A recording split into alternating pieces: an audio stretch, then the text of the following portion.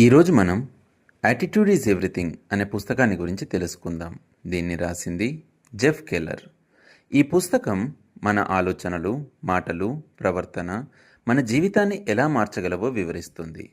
Attitude మన విజయానికి లేదా అపజయానికి ప్రధాన కారణమని రచయిత చెప్పారు.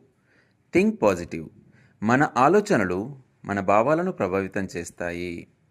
నేను చేయగలను అనే నమ్మకం ఉంటే అవకాశాలు మన వైపు వస్తాయి.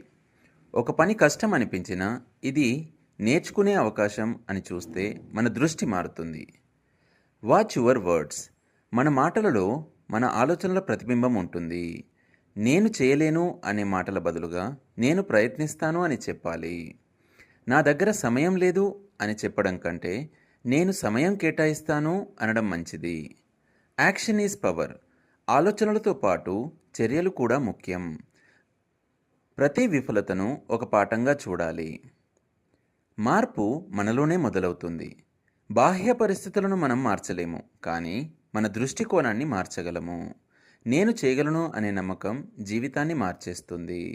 మొత్తానికి ఈ పుస్తకం మనకి యాటిట్యూడ్ ఈజ్ ఎవ్రీథింగ్ అనే విషయాన్ని తెలియజేస్తుంది.